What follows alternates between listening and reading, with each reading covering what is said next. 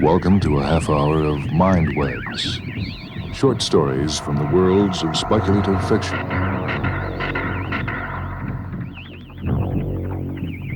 This story comes from the book edited by Damon Knight, titled Nebula Award Stories. It's a Nebula Award Best Short Story of 1965 by Harlan Ellison. "Repent, Harlequin," said the Tock man. There are always those who ask, what is it all about? For those who need to ask, for those who need points sharply made, who need to know where it's at, this. The mass of men serve the state thus, not as men mainly, but as machines with their bodies. They are the standing army and the militia, jailers, constables, posse comitatus, etc. In most cases, there's no free exercise whatever of the judgment or of the moral sense. But they put themselves on a level with wood and earth and stones. And wooden men can perhaps be manufactured that will serve the purposes as well. Such command no more respect than men of straw or a lump of dirt. They have the same sort of worth only as horses and dogs. Yet such as these even are commonly esteemed good citizens. Others, as most legislators, politicians, lawyers, ministers, and office holders, serve the state chiefly with their heads, and as they rarely make any moral distinctions, they are as likely to serve the devil, without intending it, as God. A very few, as heroes, patriots, martyrs, reformers in the great sense, and men, serve the state with their consciences also, and so necessarily resist it for the most part, and they are commonly treated as enemies by it. Henry David Thoreau, from Civil Disobedience. That's the heart of it. Now begin in the middle, and later learn the beginning. The end will take care of itself.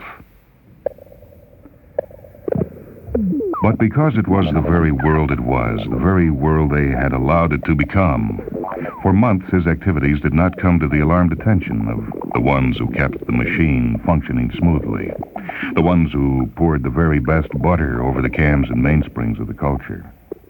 Not until it had become obvious that somehow, some way, he had become a notoriety, a celebrity, perhaps even a hero for what officialdom inescapably tagged an emotionally disturbed segment of the populace, did they turn it over to the Tock man and his legal machinery. But by then, because it was the very world it was, and they had no way to predict he would happen, possibly a strain of disease long defunct, now suddenly reborn in a system where immunity had been forgotten, had lapsed, he had been allowed to become too real. Now he had form and substance. He had become a personality, something they had filtered out of the system many decades ago. But there it was, and there he was, a very definitely imposing personality. In certain circles, middle-class circles, it was thought disgusting. Vulgar ostentation, anarchistic, shameful. In others, there was only sniggering, those strata where thought is subjugated to form and ritual, niceties, proprieties. But down below, where the people always needed their saints and sinners, their bread and circuses, their heroes and villains, he was considered a Bolivar, a Napoleon, a Robin Hood, a Dick Bong, ace of aces, a Jesus, a Jomo Kenyatta. And at the top, where, like socially attuned shipwreck Kellys, Every tremor and vibration threatens to dislodge the wealthy, powerful, and titled from their flagpoles. He was considered a menace, a heretic, a rebel, a disgrace, a peril. He was known down the line to the very heart-meat core, but the important reactions were high above and far below, at the very top, at the very bottom. So his file was turned over, along with his time card and his cardio plate, to the office of the Tock man. The Tock man, very much over 6 feet tall, often silent, a soft, purring man when things went time-wise. The Tock man. Even in the cubicles of the hierarchy, where fear was generated, seldom suffered, he was called the Tock man. But no one called him that to his mask. You don't call a man a hated name, not when that man behind his mask is capable of revoking the minutes, the hours, the days, the nights, the years of your life. He was called the master timekeeper to his mask. It was safer that way. This is what he is, said the Tock man with genuine softness. but not who he is. This time card I'm holding in my left hand has a name on it, but it is the name of what he is, not who he is. This cardio plate here in my right hand is also named, but not whom named, merely what named. Before I can exercise proper revocation, I have to know who this what is. To his staff, all the ferrets, all the loggers, all the finks, all the comics, even the minis, he said, Who is this Harlequin? He wasn't purring smoothly. Time-wise, it was a jangle. However, it was the longest single speech they had ever heard him utter at one time, the staff, the ferrets, the loggers, the finks, the comics, but not the minis, who usually weren't around to know in any case. But even they scurried to find out. Who is the Harlequin?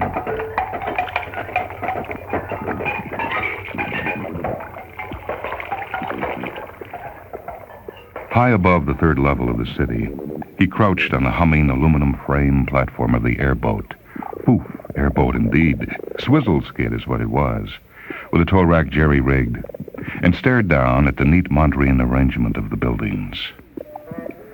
Somewhere nearby, he could hear the metronomic left-right-left of the 2:47 p.m. shift entering the Timken roller-bearing plant in their sneakers. A minute later, precisely, he heard the softer right-left-right of the 5 a.m. formation going home. An elfish grin spread across his tanned features, and his dimples appeared for a moment.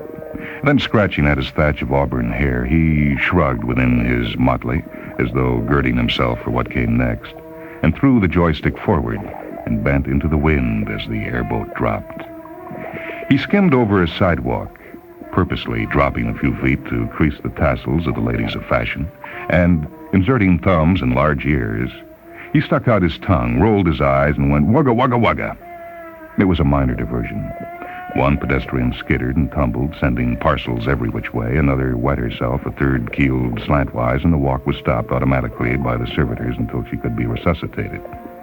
It was a minor diversion.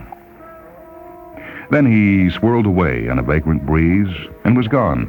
Hi-ho. As he rounded the cornice of the Time Motion Study Building, he saw the shift, just boarding the slide walk. With practiced motion and an absolute conservation of movement, they sidestepped up onto the slow strip and, in a chorus line reminiscent of a Busby Berkeley film of the antediluvian 1930s, advanced across the strips, ostrich walking, till they were lined up on the express strip. Once more, in anticipation, the elfin grin spread, and there was a tooth missing back there on the left side. He dipped, skimmed, and swooped over them. And then, scrunching about on the airboat, he released the holding pins that fastened shut the ends of the homemade pouring troughs that kept his cargo from dumping prematurely. And as he worked the trough pins, the airboat slid over the factory workers, and $150,000 worth of jelly beans cascaded down on the express trip. Jelly beans. Millions and billions of purples and yellows and greens and licorice and grape and raspberry and mint and round and smooth and crunchy outside and soft and mealy inside and sugary and bouncing, jouncing, tumbling, clittering, clattering, skittering, fell on the heads and shoulders and hard hats and carapaces of the Timken workers, tinkling on the slidewalk and bouncing away and rolling about underfoot and filling the sky on their way down with all the colors of joy and childhood and holidays. Coming down in a steady rain, a solid wash, a torrent of colors and sweetness out of the sky from above, and entering a universe of sanity and metronomic order with quite mad, cuckoo newness. Jelly beans. The shift workers howled and laughed and were pelted and broke ranks. And the jelly beans managed to work their way into the mechanism of the slidewalks, after which there was a hideous scraping as the sound of 1,000,000 fingernails rasped down 250,000 blackboards, followed by a coughing and a sputtering, and then the slidewalks all stopped, and everyone was dumped this away and that away in a jackstraw tumble, and still laughing and popping little jelly bean eggs of childish color into their mouths. It was a holiday and a jollity, an absolute insanity, a giggle, but the shift was delayed 7 minutes. They did not get home for 7 minutes. The master's schedule was thrown off by 7 minutes. Quotas were delayed by inoperative slidewalks for 7 minutes. He had tapped the first domino in the line, and one after another, like chick, chick, chick, the others had fallen. The system had been 7 minutes' worth of disrupted. It was a tiny matter, one hardly worthy of note, but in a society where the single driving force was order and unity and promptness and clock-like precision and attention to the clock, reverence of the gods of the passage of time, it was a disaster of major importance. So, he was ordered to appear before the Tock man. It was broadcast across every channel of the communications web. He was ordered to be there at 7, damn it, on time. And they waited, and they waited. But he didn't show up until almost 10:30, at which time he merely sang a little song about moonlight in a place no one had ever heard of called Vermont, and vanished again. But they had all been waiting since 7. And it wrecked hell with their schedules. So the question remained, who is the Harlequin? But the unasked question, more important of the two, was, how did we get into this position where a laughing, irresponsible japer of Jabberwocky and jive could disrupt our entire economic and cultural life with $150,000 worth of jelly beans? Jelly, for God's sake, beans. This is madness. Where did he get the money to buy $150,000 worth of jelly beans? They knew it would have cost that much because they had a team of situation analysts pulled off another assignment and rushed to the slidewalk scene to sweep up and count the candies and produce findings which disrupted their schedules and threw their entire branch at least a day behind. Jelly beans. Jelly beans? Now, wait a second. A second accounted for. No one has manufactured jelly beans for over 100 years. Where did he get jelly beans? Well, that's another good question. More than likely, it will never be answered to your complete satisfaction. But then, how many questions ever are? The middle, you know. Here's the beginning, how it starts. A desk pad, day for day and turn each day. 9 o'clock, open the mail. 9:45, appointment with Planning Commission Board. 10:30, discuss installation progress charts with JL. 11:45, pray for rain. 12, lunch. And so it goes. I'm sorry, Miss Grant, but the time for interviews was set at 2:30, and it's almost 5 now. I'm sorry you're late, but those are the rules. You'll have to wait till next year to submit application for this college again. And so it goes. Oh, I couldn't wait, Fred. I had to be at Pierre Cartin's by 3, and you said you'd meet me under the clock in the terminal at 2:45. You weren't there, so I had to go on. You're always late, Fred. If you'd been there, we could have sewed it up together. But, well, as it was, I took the order alone. And So it goes. Dear Mr. and Mrs. Atterley, in reference to your son Gerald's constant tardiness, I am afraid we will have to suspend him from school unless a more reliable method can be instituted, guaranteeing he will arrive at his classes on time.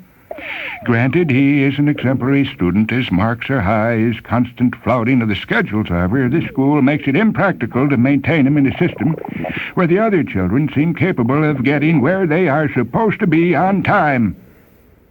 And so it goes. You cannot vote unless you appear at 8:45 a.m. I don't care if the script is good. I need it Thursday. Checkout time is 2 p.m. You got it here late. The job's taken. Sorry. Your salary has been docked for 20 minutes time lost. God, what time is it? I gotta run. And so it goes. And so it goes. And so it goes. And so it goes, tick-tock, tick-tock, tick-tock. And one day, we no longer let time serve us. We serve time, and we are slaves of the schedule. Worshippers of the sun's passing, bound into a life predicated on restrictions because the system will not function if we don't keep the schedule tight. Until it becomes more than a minor inconvenience to be late, it becomes a sin, then a crime punishable by this. Effective 15 July, 2389, 12 midnight. The office of the master timekeeper will require all citizens to submit their time cards and cardio plates for processing. In accordance with Statute 5557 SGH 999, governing the revocation of time per capita, all cardio plates will be keyed to the individual holder, and what they had done was devise a method of curtailing the amount of life a person could have. If he was 10 minutes late, he lost 10 minutes of his life. An hour was proportionately worth more revocation. If someone was consistently tardy, he might find himself on a Sunday night receiving a communique from the master timekeeper that his time had run out, and he would be turned off at high noon on Monday. Please straighten your affairs, sir. And so, by this simple scientific expedient, utilizing a scientific process held dearly secret by the Tick-Tock man's office, the system was maintained. It was the only expedient thing to do. It was, after all, patriotic. The schedules had to be met. After all, there was a war on.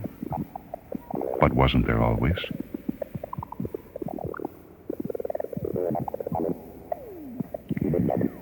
Now, that is really disgusting, said the Harlequin, when Pretty Alice showed him the wanted poster. Disgusting and highly improbable. After all, this isn't the days of desperados. A wanted poster? You know, Alice noted, you speak with a great deal of inflection. I'm sorry. No need to be sorry. You're always saying I'm sorry. You have such massive guilt over it. It's really very sad. I'm sorry, he repeated, and then pursed his lips so the dimples appeared momentarily. He hadn't wanted to say that at all. I have to go out again. I have to do something. Alice slammed her coffee bulb down on the counter. Oh, for God's sake, Everett. Can't you stay home just one night? Must you always be out in that ghastly clown suit running around annoying people? Alice, He stopped and clapped the jester's hat onto his auburn thatch with a tiny tingling of bells. He rose, rinsed out his coffee bulb at the tap, and put it into the dryer for a moment. I have to go, Alice. She didn't answer. The fax box was purring, and she pulled a sheet out, read it, threw it toward him on the counter. It's about you, of course. You're ridiculous. He read it quickly. It said the Tick-Tock man was trying to locate him. He didn't care. He was going out to be late again. At the door, dredging for an exit line, he hurled back petulantly. Well, you speak with inflection, too. Alice rolled her pretty eyes heavenward. Oh, you're ridiculous. The Harlequin stalked out, slamming the door, which sighed shut softly, and locked itself. There was a gentle knock, and Alice got up with an exhalation of exasperated breath and opened the door. He stood there. "I'll be back about 10:30, okay?" She pulled a rueful face. "Why do you tell me that? Why? You know you'll be late. You know it. You are always late. So why do you tell me these dumb things?" She closed the door. On the other side, the Harlequin nodded to himself. Yeah, she's right. She's always right. I'll be late. I'm always late. Why do I tell her these dumb things?" He shrugged again and went off to be late once more.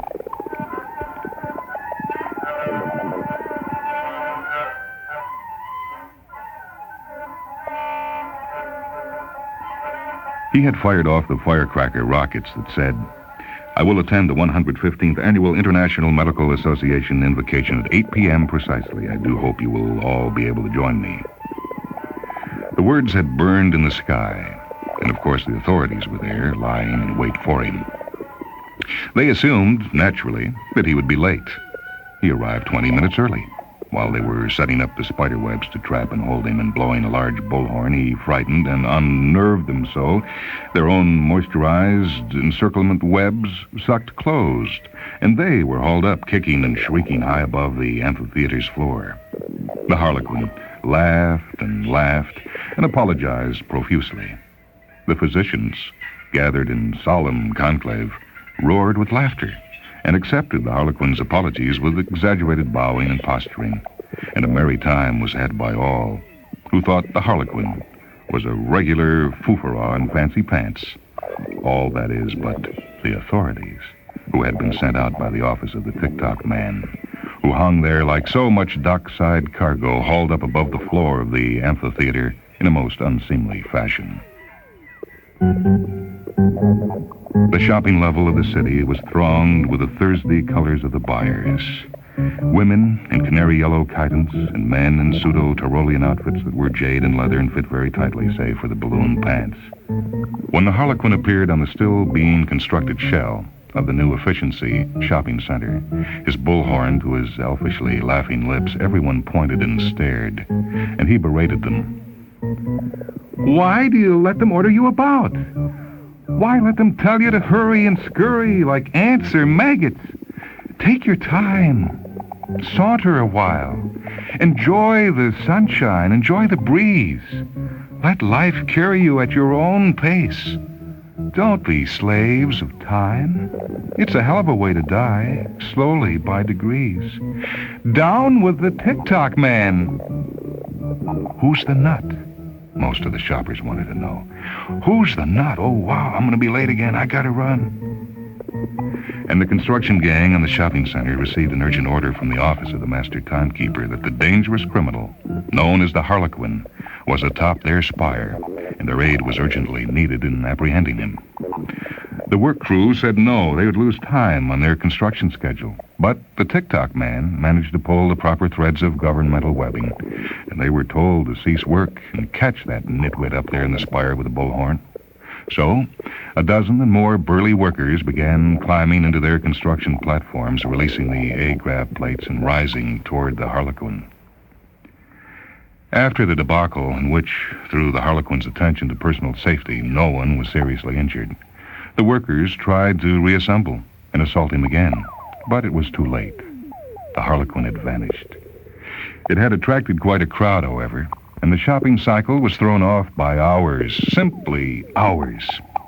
The purchasing needs of the system were therefore falling behind, and so measures were taken to accelerate the cycle for the rest of the day. But it got bogged down and speeded up, and they sold too many float valves and not nearly enough wigglers, which meant that the Popley ratio was off, which made it necessary to rush cases and cases of spoiling Smash-O to stores that usually needed a case only every 3 or 4 hours. The shipments were bollocksed. The transshipments were misrouted. And in the end, even the swizzle-skid industries felt it. "Don't come back till you have him," the Tock man said very quietly, very sincerely, extremely dangerously. They used dogs. They used probes, They used cardioplate cross-offs. They used heapers. They used bribery. They used stick-tights. They used intimidation. They used torment. They used torture. They used finks. They used cops. They used search and seizure. They used Faleron. They used betterment incentive. They used fingerprints. They used Bertillon. They used cunning. They used guile. They used treachery. They used Raoul Mitgong, but he didn't help much. They used applied physics. They used techniques of criminology. And, what the hell, they caught him. After all, his name was Everett C. Marm, and he wasn't much to begin with, except a man who had no sense of time. Repent, Harlequin, said the Tick-Tock man. Get stuffed, the Harlequin replied, sneering. You've been late a total of 63 years, 5 months, 3 weeks, 2 days, 12 hours, 41 minutes, 59 seconds, and .0361111 microseconds. You've used up everything you can, and more. I'm going to turn you off. Scare someone else. I'd rather be dead than live in a dumb world with a bogeyman like you. It's my job. You're full of it. You're a tyrant. You have no right to order people around and kill them if they show up late. You can't adjust. You can't fit in. Unstrap me and I'll fit my fist into your mouth.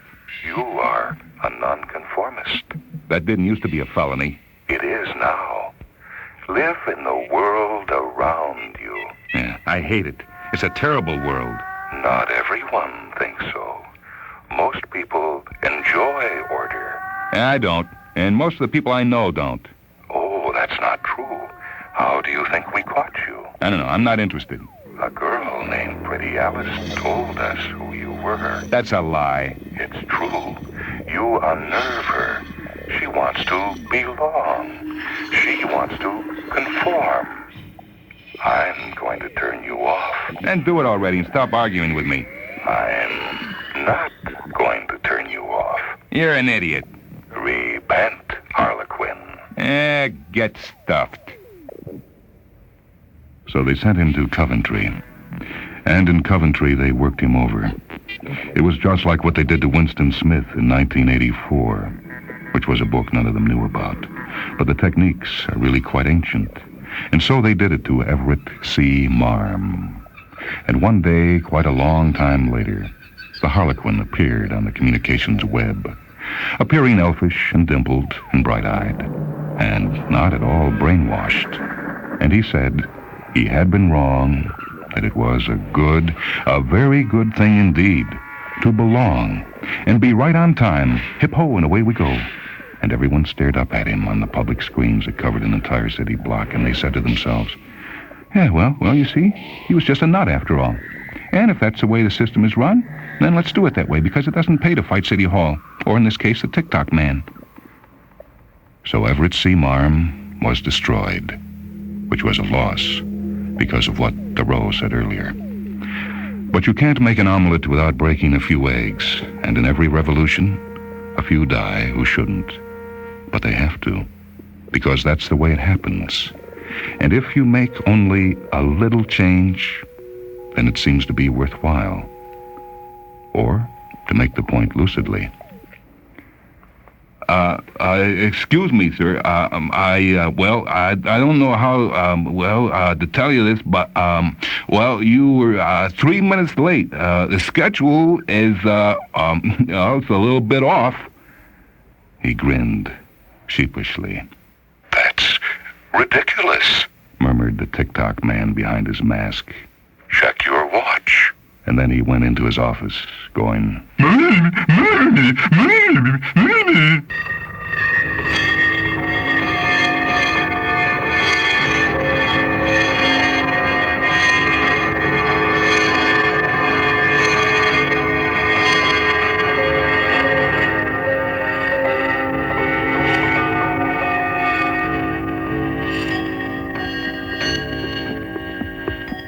That story was titled Repent, Harlequin, said the Tick-Tock man.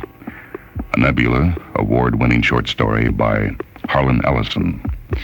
It appears in the book Nebula Award Stories, edited by Damon Knight. This is Michael Hanson speaking. Technical production for Mindwebs by Leslie Hilsenhoff. Mindwebs is a production of WHA Radio in Madison, a service of University of Wisconsin Extension.